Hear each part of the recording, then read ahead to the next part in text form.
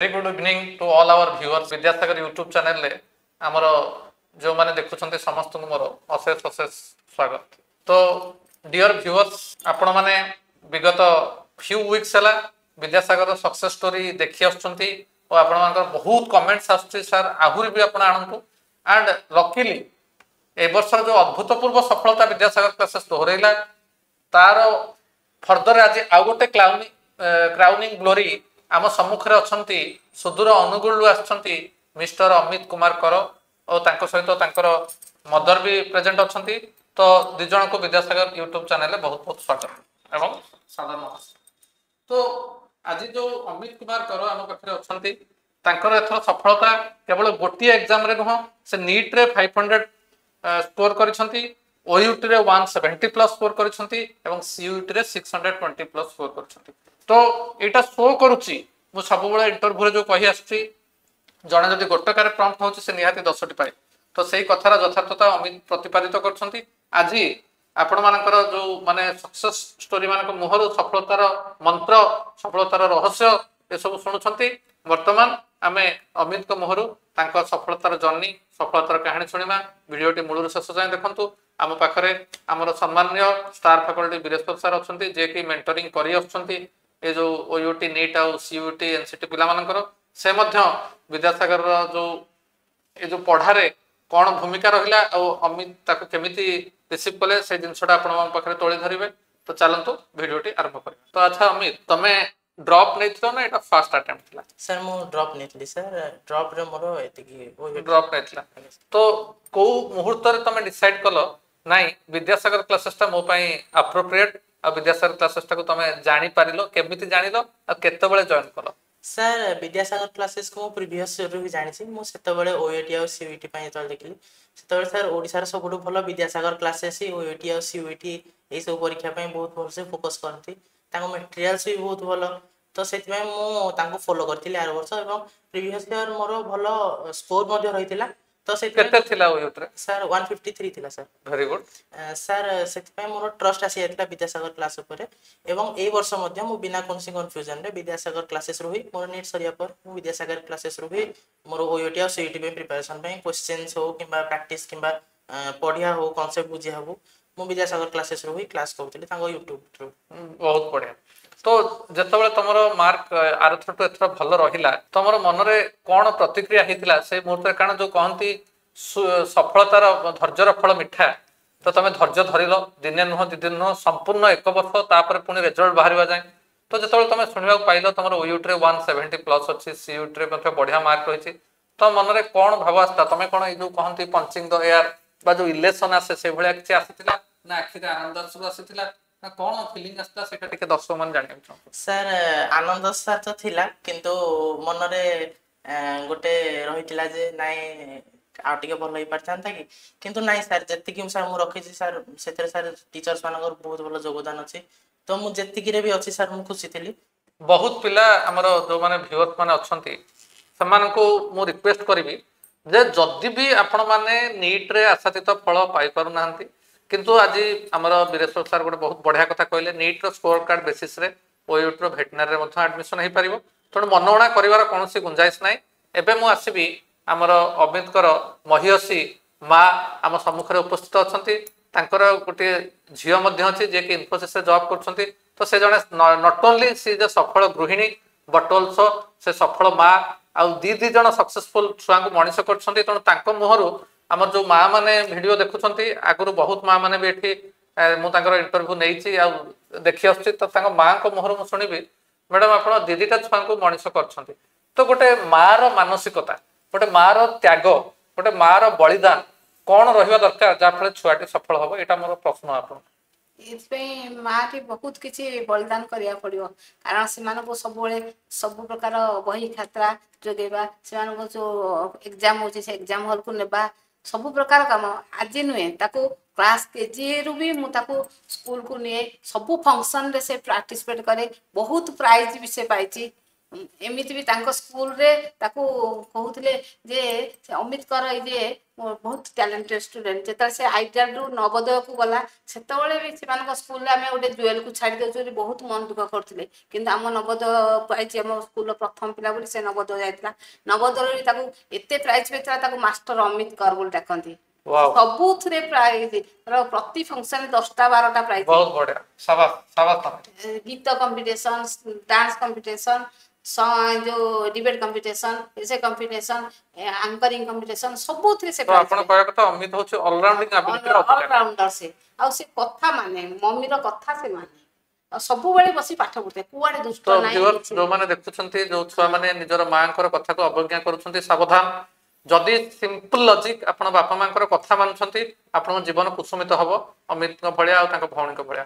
ଆଉ ଗୋଟେ ଜିନିଷ ମ୍ୟାଡାମ, ଆପଣ ନିଜେ ଜଣେ ଗୃହିଣୀ, ସାର୍ କଥା ବୁଝି, ଝିଅ କଥା ବୁଝି, ପୁଅ କଥା ବୁଝି, ତା ମଧ୍ୟରେ ଏଇ ଯୋଉ ତାକୁ ନବା ଆଣିବାକୁ ଟାଇମଟା କୁଆଡୁ ପାଆନ୍ତି? ସେଇଥିରୁ ମୁଁ ବହୁତ କଷ୍ଟ କରେ, ମତେ ବହୁତ କଷ୍ଟ ହୁଏ। କିନ୍ତୁ କଷ୍ଟକୁ ଏଇ ଛୁଆମାନଙ୍କର ଯୋଉ ପ୍ରାଇଜ, ଛୁଆମାନଙ୍କର ଯୋଉ ପ୍ରକାର ସଫଳତାରେ ମୁଁ ସବୁ କଷ୍ଟ ଭୁଲିଯାଏ।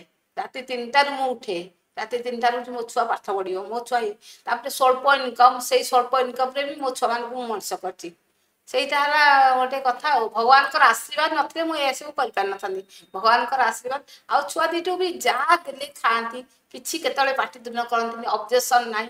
ଆଜି ଏ ଫଙ୍କସନ ଦେଖି ଯିବୁ, ଆଜି ଏ ମାର୍କେଟ ଯିବୁ, ଛୁଆମାନଙ୍କର ମୋର କିଛି ନାହିଁ। ବେଶୀ ଅମିତ, ଅମିତ ମୋର ଗୋଟେ ସୁନା ପୁଅ। ଯାହା ହଉ, ବହୁତ ଖୁସି ଲାଗିଲା ଯେ ଏଇ ଆମର କଳି ଯୁଗରେ ଆଜିକାଲି ଯୋଉ ଭଳିଆ ମାନେ ଅଶାନ୍ତିକର ପରିବେଶ ଚାଲିଛି ଚାରିଆଡେ, ଛୁଆମାନେ ତାଙ୍କର ବାପା ମାଙ୍କୁ ଅବଜ୍ଞା କରୁଛନ୍ତି, ହେୟଜ୍ଞାନ କରୁଛନ୍ତି, ସେଥିରେ ଗୋଟେ ବହୁତ ମାନେ ଏଇଟା ଗୋଟେ ବ୍ରେଥ ଅଫ ଫ୍ରେଶ ଏୟାର ଫର ମି ଟୁ ନୋ ଯେ ଏଇ କଳି ଯୁଗରେ, ସତ୍ୟ ଯୁଗରେ ଅମିତଙ୍କ ଭଳି ସତ୍ୟ ଧର୍ମର ପିଲା ଅଛନ୍ତି। ତାଙ୍କୁ ଆଉ ଥରେ ମୋର ବିଦ୍ୟାଳୟ ତରଫରୁ ତାଙ୍କର ବ୍ୟବହାର ପାଇଁ, ତାଙ୍କ ମାଆଙ୍କଠୁ ଆଜି ମୁଁ ସାର୍ଟିଫିକେଟ ପାଇଲି ତାଙ୍କର ଚରିତ୍ର ଉପରେ, ଯୋଉଟା କି ମାର୍କଠୁ ବି ଏଇଟା ତାଙ୍କର ପ୍ରତିଭାକୁ ଆହୁରି ଜାଜଲ୍ୟମାନ କରୁଛି। ତ ବର୍ତ୍ତମାନ ମୁଁ ଆମର ବୀରେଶ୍ୱର ସାର୍ଙ୍କୁ ଏକାଡେମିକ ଆସ୍ପେକ୍ଟ ଉପରେ କିଛି ଆଲୋକପାତ କରିବା ପାଇଁ ଅନୁରୋଧ କରିବି। ତ ଅମିତ, ଫାଷ୍ଟ ଅଫ୍ ଅଲ୍ ଆମେ ଜାଣିବାକୁ ଚାହିଁବୁ, ସମସ୍ତେ ଭିଉଅର୍ସ ମାନେ ବେସିକାଲି ଜାଣିବାକୁ ଚାହାନ୍ତି, ଯୋଉମାନେ ବି ନିଟ୍ ଆସ୍ପିରାଣ୍ଟ ହୁଅନ୍ତୁ, ଓୟୁଟି ଆସ୍ପିରାଣ୍ଟ ହୁଅନ୍ତୁ, କି ତମର ବେସିକାଲି ଗୋଟେ ଡେଲି ରୁଟିନ, ଗୋଟେ ସକ୍ସେସଫୁଲ ଆସ୍ପିରାଣ୍ଟର ଡେଲି ରୁଟିନ କଣ ହବା ଦରକାର, ମାନେ କେମିତି କଣ ଟୋଟାଲ ଉପରେ? ସାର୍ ମୁଁ ସକାଳେ ମୁଁ ଅନ୍ ଆନ୍ ଆଭରେଜ 5ଟାରେ ଉଠିଯାଏ। ଉଠିଲା ପରେ ତାପରେ ସାର୍ ମୁଁ କ୍ୱେଶ୍ଚିନ୍ ପ୍ରାକ୍ଟିସ୍ କରେ ଏବଂ ମୋର କ୍ଲାସ୍ ପାଇଁ ମୁଁ ରିଭିଜନ ମଧ୍ୟ କରେ। ତାପରେ ସାର୍ ଆପଣଙ୍କ ବିଦ୍ୟାସାଗର କ୍ଲାସେସ୍ ଯାହା ବି ମେଟେରିଆଲ୍ସ ଦେଇଥାନ୍ତି ତାକୁ ମୁଁ ଆଉଥରେ ଗୋ ଥ୍ରୁ କରେ।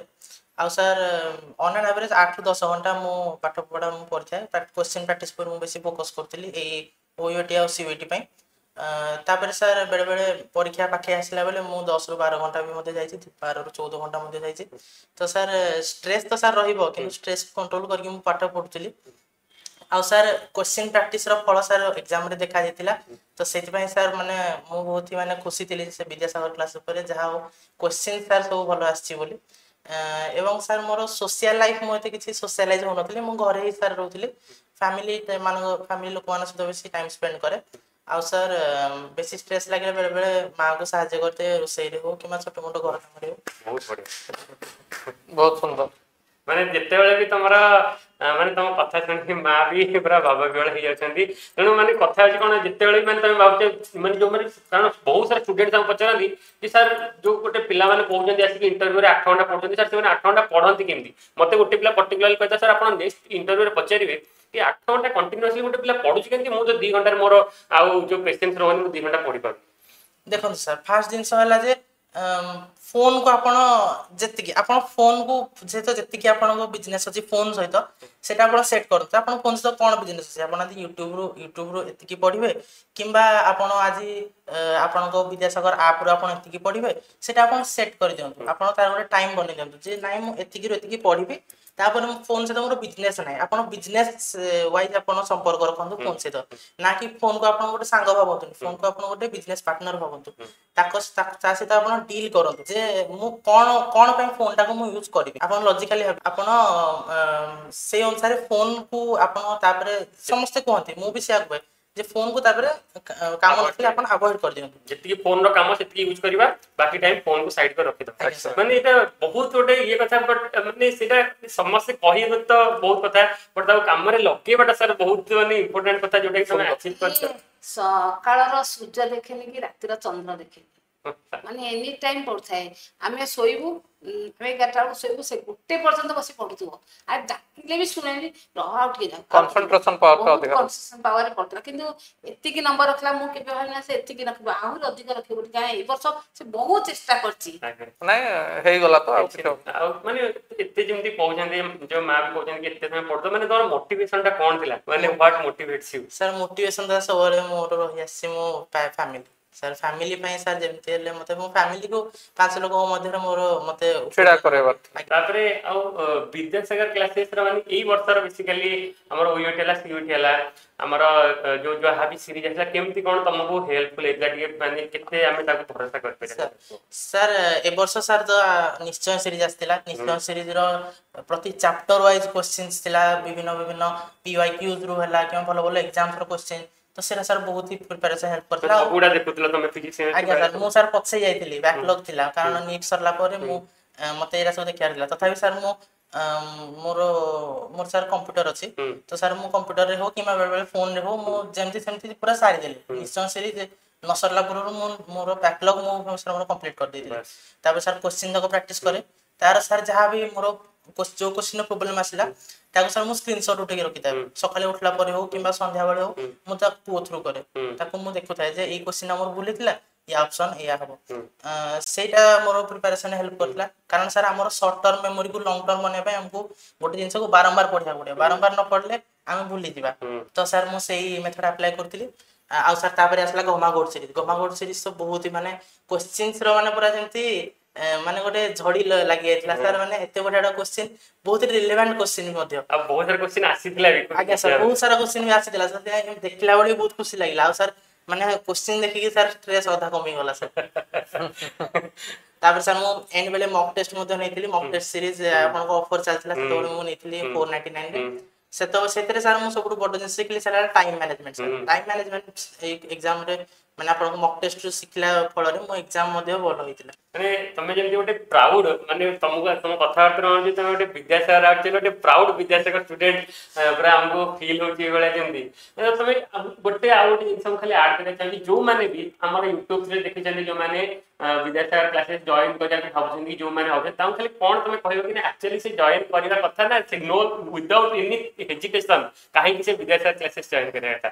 ସାର୍ ସବୁବେଳେ ସାର୍ ଗୋଟେ କଥା ବିଦ୍ୟାସାଗର କ୍ଲାସେସର ଟିଚର୍ସ ମାନଙ୍କୁ ଆପଣ ଟ୍ରଷ୍ଟ ରଖନ୍ତୁ। ଟ୍ରଷ୍ଟ ହିଁ ସାର୍ ସବୁ କିଛି। ସାଙ୍ଗ ସେମାନେ ଆମର ବହୁତ ଏକ୍ସପିରିଏନ୍ସ ଲୋକ। ସେମାନେ ଦୁନିଆ ଦେଖିଛନ୍ତି। ସେମାନେ ଜାଣିଛନ୍ତି କମ୍ପିଟିସନ କଣ ଟ୍ରେଣ୍ଡ କଣ ସେ ସବୁ ଜାଣିଛନ୍ତି। ତ ଆମେ ତାଙ୍କ ଉପରେ ଟ୍ରଷ୍ଟ ଛାଡିଦେବା କଥା। ତାଙ୍କର ଯାହାବି ସେ ଟାସ୍କ ଦଉଛନ୍ତି କିମ୍ବା ଯାହାବି ସେ ମାନେ କହୁଛନ୍ତି ଯେ ପିଲାମାନେ ତମେ ଏଇଆ କରିବ କରିନେବା କଥା। ତାଙ୍କୁ ଡିଫାଏ କରିବା ତାଙ୍କୁ ମାନେ ମନା କରିବା କଥା ନୁହେଁ କି ମାନେ ରିଭୋଲ୍ଟ କରିବା କଥା ନୁହେଁ କି ସାର୍ କାହିଁକି ଏତେ ଦଉଛନ୍ତି ଆମକୁ ପଢିବାକୁ। ନାଇଁ ଆପଣଙ୍କ ଭଲ ପାଇଁ ହିଁ ସାର୍ କହୁଛନ୍ତି। ତ ସେଇଟା ଆପଣ ବୁଝିକି ଆପଣ ଦେଖନ୍ତୁ ଯଦି ଆଉ ବର୍ଷେ ଆପଣ ଟିକେ ପରିଶ୍ରମ କରିଦେଲେ ଆପଣଙ୍କ ତାପରେ ଆପଣଙ୍କ ଲାଇଫ ସେଟ୍। ତ ସେଇଟାକୁ ଆଖିରେ ରଖିକି ଆପଣ ପାଠ ପଢିଲେ ବିଦ୍ୟାସାଗର କ୍ଲାସ ତ ସବୁ କିଛି ଯୋଗାଇ ଦଉଛି। ଆଉ ସାର୍ ତାହେଲେ କିଛି ଟେନସନ କିଛି ନାହିଁ। ଠିକ ଅଛି। So big thumbs up from Amit about the Vidyasagar system Vidyasagar faculty. तो तांको मुखरु आज से अप्रूवल देदेले। तो जो माने व्यूअर्स माने जो माने ऑलरेडी आशाई अछंती नेक्स्ट ईयर पई से माने आउ देरी न करके दे मस्ट एनरोल विद्यासागर। तो thank you for watching Vidyasagar YouTube channel. We will see another successful student very shortly in the same channel. Till then, goodbye.